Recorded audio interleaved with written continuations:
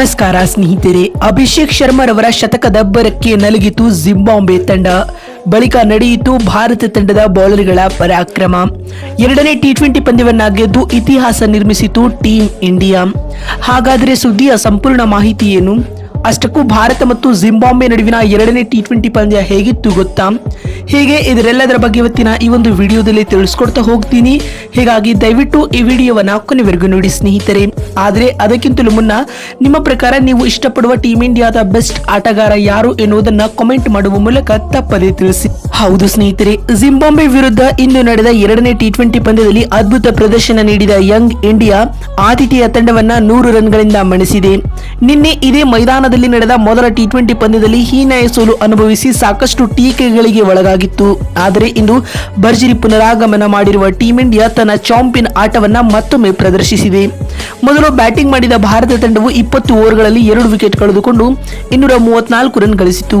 ಈ ಗುರಿಯನ್ನ ಬೆನ್ನಟ್ಟಿದಂತಹ ಜಿಂಬಾಬ್ವೆ ತಂಡವು ಆರಂಭದಿಂದಲೇ pavilion parade ಆರಂಭಿಸಿ 18.4 ಓವರ್ಗಳಲ್ಲಿ 134 ರನ್ ಗಳಿಸಲಷ್ಟೇ ಶಕ್ತವಾಯಿತು.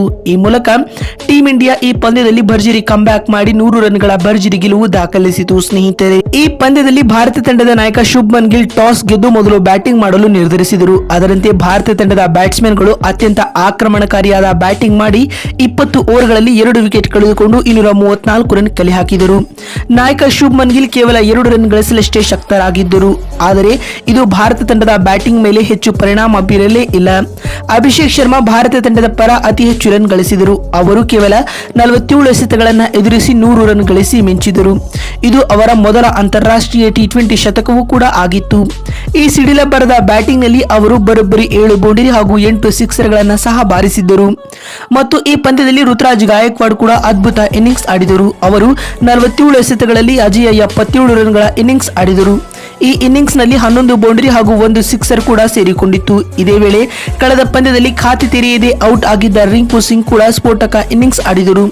ಅವರು 22 ಎಸೆತಗಳಲ್ಲಿ 2 ಬೌಂಡರಿ ಹಾಗೂ 5 ಸಿಕ್ಸರ್ಗಳ ಸಹಾಯದಿಂದಾಗಿ ಅಜೇಯ 48 ರನ್ ಬಾರಿಸಿದರು.